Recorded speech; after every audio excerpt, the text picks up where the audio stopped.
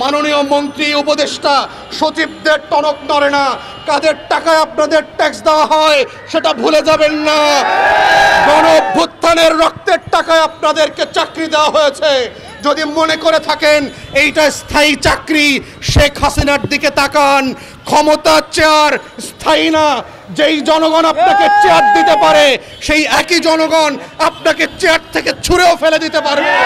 অন্তর্বর্তীকালীন সরকারকে আমরা বারবার যেটা বলেছি, আপনাদের সাথে ফ্যাসিবাদী শাসক গোষ্ঠীর মধ্যে পার্থক্য হতে হবে যে আপনারা মানুষের সরকার হবেন, আজাদির পক্ষে থাকবেন, বৈষম্যের বিপক্ষে থাকবেন, প্রতিবন্ধীর পক্ষে থাকবেন, হাজার হাজার লাখো মানুষের পক্ষে থাকবেন, যাদের জন্য এই বাংলাদেশ আমরা বাংলাদেশ রাষ্ট্র আকারে করতে চেয়েছিলাম, যাদের জন্য দশকের পর দশক ধরে আজাদির লড়াই করতে হয়েছে, যেই জনগোষ্ঠীকে মূলধারায় নিয়ে আসবার জন্য বাংলাদেশের মানুষকে বারবার রক্ত দিতে হয়েছে, সেই মানুষের রাষ্ট্রটাকে আজ 11 মাস পরেও, গণ অভ্যুত্থানের পরেও কেন আমাকে খুঁজে ফিরতে হয়, কেন রাজপথে দাবি নিয়ে আসতে হয়, কেন আমার রাষ্ট্রটা আজকেও প্রতিবন্ধী জনগোষ্ঠীর পক্ষে দাঁড়াতে পারে নাই, কেন 55 লক্ষ প্রতিবন্ধী ছেলে মেয়েদের স্কুলগুলোকে আজকেও আপনারা স্বীকৃতি দিতে পারেন নাই, নিবন্ধন করতে পারেন নাই,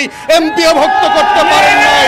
হাজার হাজার লাখ লাখ কোটি টাকার লুটপাটের প্রকল্প এখনো দেখতে পাচ্ছি। আওয়ামী লুটপাট চলছে। এই পিছনের আমলাতন্ত্ররা বাংলাদেশকে আবার ফ্যাসিবাদের দিকে ফিরিয়ে নেবার জন্য যখন দিনরাত পরিশ্রম করছে, তখন আমরা দেখতে পাচ্ছি অন্তর্বর্তীকালীন সরকারের উপদেষ্টারা তাদের মিথ্যা কথায়, মিথ্যা আশ্বাসে সত্য আন্দোলনগুলিকে আওয়ামী পনার ট্যাগ দিয়ে দিয়ে বিভিন্নভাবে হেনস্থা করছে। এবং এই স্কুলগুলো হচ্ছে তাদের মধ্যে একটা, যাদেরকে বলা হচ্ছে তারা নাকি আওয়ামী প্রতিবন্ধী স্কুল। যদি এগুলো আওয়ামী প্রতিবন্ধী স্কুল হয়ে থাকে তাহলে সচিবালয়ের রাতের ভোট করা ডিসিএসপিরা কেন এখন আওয়ামী আমলা না? কেন আওয়ামী আমলের দশরীপনা করে যেই সচিবরা দিল্লির দালালে পরিণত করেছে বাংলাদেশকে, সেই বাংলাদেশের দিল্লির দালালরা কেন এখনো আওয়ামী আমলার ট্যাগ পাচ্ছে না? তাদেরকে কেন শাস্তির মুখোমুখি করা হচ্ছে না?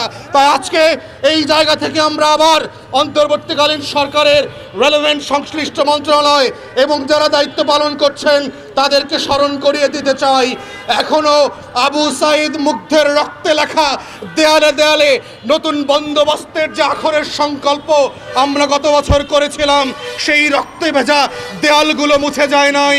নতুন বন্দোবস্তের আকাঙ্ক্ষাকে আমরা ভুলে যাই নাই। যেই রক্তে করা বাংলাদেশকে আবার নতুন করে গত বছর স্বাধীন করা হয়েছিল, সেই বাংলাদেশ আমরা পরিত্যাগ করি নাই।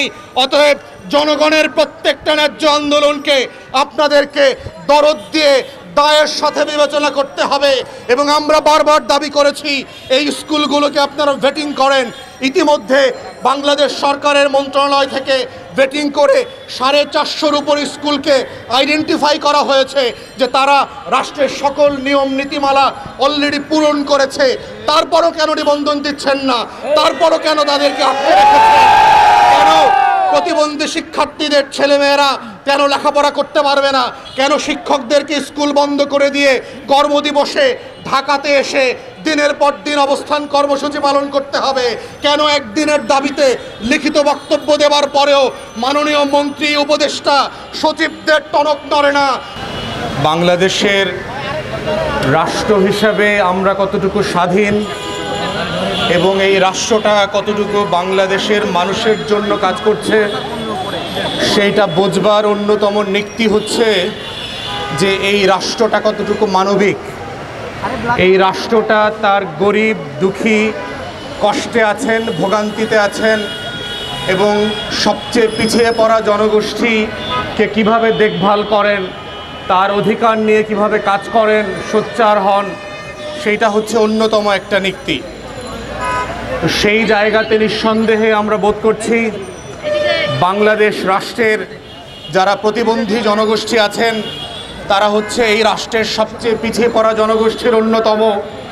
এবং এই বাংলাদেশ রাষ্ট্র আসলে রাষ্ট্র কিনা, এই রাষ্ট্রটা 71 সালের সেই মুক্তির লড়াইয়ে শত শত বছর থেকে আমার যে আজাদির লড়াই ছিল, সেই আজাদির লড়াইয়ের ভিত্তিতে যে রাষ্ট্রটা আমরা বানাতে চেয়েছিলাম, সেই রাষ্ট্রটা আসলে আদৌ আমরা বানাতে পেরেছি কিনা, যেই রাষ্ট্রটার ব্যাপারে আমাদের কথা ছিল সেই সকলের হবে, সে গরিব মানুষের রাষ্ট্র হবে, সে নিম্নবিত্ত মানুষের রাষ্ট্র হবে, সে প্রতিবন্ধী মানুষের রাষ্ট্র হবে, সেই রাষ্ট্রটা আসলে আমরা বানাতে পেরেছি কিনা?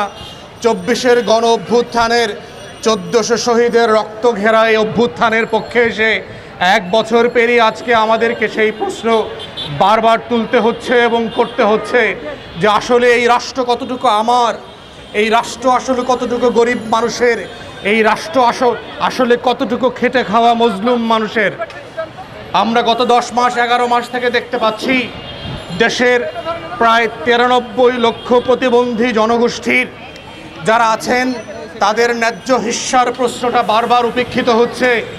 আমরা মাননীয় উপদেষ্টা থেকে শুরু করে সরকারের বিভিন্ন মহলকে বারবার বলেছি যে জনগোষ্ঠীর এই অংশ যারা পিছিয়ে পড়া তারে শুধুমাত্র 5% কোঠা অথবা 3% প্রতিবন্ধী কোঠার মধ্য দিয়ে যদি আমরা কাগজপত্রে সীমাবদ্ধ করে দেই তাহলে এই রাষ্ট্র কোনোদিন তার নিজের রাষ্ট্র হবে না। এই রাষ্ট্রটা যদি তাকে নাগরিক আকারে স্বীকৃতি দিতে হয় তাহলে প্রত্যেক দিন তাকে রাষ্ট্র আকারে যে অধিকার দেবার কথা ছিল সেই অধিকার তাকে বুঝিয়ে দিতে হবে। এবং আমরা দেখতে পাচ্ছি 11 মাস পেরিয়ে এসেও সেই 55 লক্ষ প্রতিবন্ধী ছাত্রছাত্রীদেরকে যারা লেখাপড়া শেখান, সেই প্রায় 1800 স্কুল যারা প্রাইমারি এবং হাই স্কুলে যারা পাঠদান করেন তারা বিনামূল্যে এই সার্ভিস এবং এই সেবা দিয়ে যাচ্ছেন। কিন্তু রিপিটেডলি আন্দোলন এবং দাবি দাওয়া করবার পরেও আমরা দেখতে পাচ্ছি এই রাষ্ট্রের যে ন্যূনতম মানবিক আচরণ দরকার ছিল গত 11 মাস ধরে তারা সেগুলো করতে পারেন নাই, বরং এই 63,000 শিক্ষক শিক্ষিকা কর্মকর্তা কর্মচারীর জীবনটাকে তারা দুর্বিষহ করে তুলেছেন। 24-এর গণ অভ্যুত্থানের পরেও এসেও আজকে যখন আবার এই প্রতিবন্ধী স্কুলের দাবি নিয়ে লড়াই নিয়ে বৈষম্যের আলাপ করতে আমাদেরকে রাজপথে আসতে হয় তখন এটা শুধু 1400 শহীদের রক্তের সাথে বেইনসাফি করা হচ্ছে না, এটা 24-এর গণ অভ্যুত্থানের সাথেও বেইমানি করা হচ্ছে এবং এইটা আমাদের মুক্তির লড়াইয়ের সাথে কোনোভাবে কাম্য হতে পারে না। তাই অন্তর্বর্তীকালীন সরকারকে আমরা বারবার যেটা বলেছি, আপনাদের সাথে ফ্যাসিবাদী শাসক গোষ্ঠীর মধ্যে পার্থক্য হতে হবে যে আপনারা মানুষের সরকার হবেন, আজাদির পক্ষে থাকবেন, বৈষম্যের বিপক্ষে থাকবেন, প্রতিবন্ধীর পক্ষে থাকবেন, হাজার হাজার লাখো মানুষের পক্ষে থাকবেন যাদের জন্য এই আমরা বাংলাদেশ রাষ্ট্র আকারে করতে চেয়েছিলাম, যাদের জন্য দশকের পর দশক ধরে আজাদির লড়াই করতে হয়েছে, যেই জনগোষ্ঠীকে মূলধারায় নিয়ে আসবার জন্য বাংলাদেশের মানুষকে বারবার রক্ত দিতে হয়েছে, সেই মানুষের রাষ্ট্রটাকে আজ 11 মাস পরেও গণ অভ্যুত্থানের পরেও কেন আমাকে খুঁজে ফিরতে হয়, কেন রাজপথে দাবি নিয়ে আসতে হয়, কেন আমার রাষ্ট্রটা আজকেও প্রতিবন্ধী জনগোষ্ঠীর পক্ষে দাঁড়াতে পারে নাই, কেন 55 লক্ষ প্রতিবন্ধী ছেলে মেয়েদের স্কুলগুলোকে আজকেও আপনারা স্বীকৃতি দিতে পারেন নাই, নিবন্ধন করতে পারেন নাই, এমপিও ভুক্ত করতে পারেন নাই, হাজার হাজার লাখ লাখ কোটি টাকার লুটপাটের প্রকল্প এখনো দেখতে পাচ্ছি, আওয়ামী লুটপাট চলছে। এই পিছনের আমলাতন্ত্ররা বাংলাদেশকে আবার ফ্যাসিবাদের দিকে ফিরিয়ে নেবার জন্য যখন দিনরাত পরিশ্রম করছে তখন আমরা দেখতে পাচ্ছি অন্তর্বর্তীকালীন সরকারের উপদেষ্টারা তাদের মিথ্যা কথায় মিথ্যা আশ্বাসে সত্য আন্দোলনগুলিকে আওয়ামী পনার ট্যাগ দিয়ে দিয়ে বিভিন্নভাবে হেনস্থা করছে এবং এই স্কুলগুলো হচ্ছে তাদের মধ্যে একটা, যাদেরকে বলা হচ্ছে তারা নাকি আওয়ামী প্রতিবন্ধী স্কুল। যদি এগুলো আওয়ামী প্রতিবন্ধী স্কুল হয়ে থাকে তাহলে সচিবালয়ের রাতের ভোট করা ডিসিএসপিরা কেন এখন আওয়ামী আমলা না? কেন আওয়ামী আমলের দশরীপনা করে যেই সচিবরা দিল্লির দালালে পরিণত করেছে বাংলাদেশকে, সেই বাংলাদেশের দিল্লির দালালরা কেন এখনো আওয়ামী আমলার ট্যাগ পাচ্ছে না? তাদেরকে কেন শাস্তির মুখোমুখি করা হচ্ছে না? তাই আজকে এই জায়গা থেকে আমরা আবার অন্তর্বর্তীকালীন সরকারের রেলেভেন্ট সংশ্লিষ্ট মন্ত্রণালয় এবং যারা দায়িত্ব পালন করছেন তাদেরকে স্মরণ করিয়ে দিতে চাই, এখনো আবু সাইদ মুগ্ধের রক্তে লেখা দেয়ালে দেয়ালে নতুন বন্দোবস্তের যে আখরের সংকল্প আমরা গত বছর করেছিলাম সেই রক্তে ভেজা দেয়ালগুলো মুছে যায় নাই, নতুন বন্দোবস্তের আকাঙ্ক্ষাকে আমরা ভুলে যাই নাই। যেই রক্তে করা বাংলাদেশকে আবার নতুন করে গত বছর স্বাধীন করা হয়েছিল, সেই বাংলাদেশ আমরা পরিত্যাগ করি নাই। অতএব জনগণের প্রত্যেকটা ন্যায্য আন্দোলনকে আপনাদেরকে দরদ দিয়ে দায়ের সাথে বিবেচনা করতে হবে। এবং আমরা বারবার দাবি করেছি এই স্কুলগুলোকে আপনারা ভেটিং করেন। ইতিমধ্যে বাংলাদেশ সরকারের মন্ত্রণালয় থেকে ভেটিং করে 450-র উপর স্কুলকে আইডেন্টিফাই করা হয়েছে যে তারা রাষ্ট্রের সকল নিয়ম নীতিমালা অলরেডি পূরণ করেছে। তারপরও কেন নিবন্ধন দিচ্ছেন না? তারপরও কেন তাদেরকে আটকে রেখেছেন? কেন প্রতিবন্ধী শিক্ষার্থীদের ছেলেমেয়েরা কেন লেখাপড়া করতে পারবে না? কেন শিক্ষকদেরকে স্কুল বন্ধ করে দিয়ে কর্মদিবসে ঢাকাতে এসে দিনের পর দিন অবস্থান কর্মসূচি পালন করতে হবে?